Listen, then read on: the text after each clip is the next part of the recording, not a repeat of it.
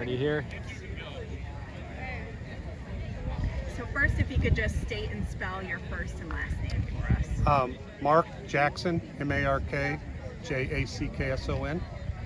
Mark, when you were getting ready to write this speech today, what made you decide to talk about unity and focus on that? Every year, this date means something a little different to me, and especially with what's going on in our great nation right now, I wanted to try to talk about bringing unity back together and how we were. It didn't matter who or where you were from. We all pitched together, and we stood up with one another, back to back, side by side. I just kind of want to remember that. And I know it's sort of, I guess, the same display every year, but what does it mean every year when you walk down here or even just from a seat and you see this setup here at the Arsenal? It's surreal because, you know, the flags are lined up so that they cause a shadow to cast.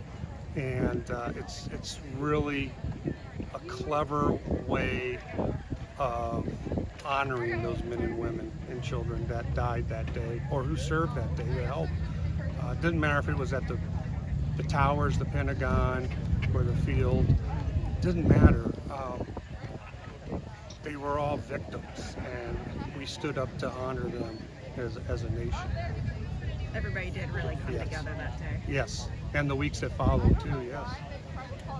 I remember the day after just being, the morning of, I was actually working for the Illinois State Police as my full-time job at the time, and was doing a detail escorting some VIPs downtown Chicago by the fountain when the first tower was struck, and then shortly after the other one. The city started vacating, and our assignment turned to protect the state of Illinois building and the governor. I was supposed to be home at 2 o'clock that afternoon. I didn't get home till probably 8 or 9 that night. First thing my wife did when I got out of the car was just walk up and hug me, because it really solidified to her that morning everybody sent their loved ones to work or to something else, and they didn't come home. You know, things that we take for granted. You know, law enforcement, firemen, paramedics going to work and just assuming they're going to come home. So many of them didn't that morning.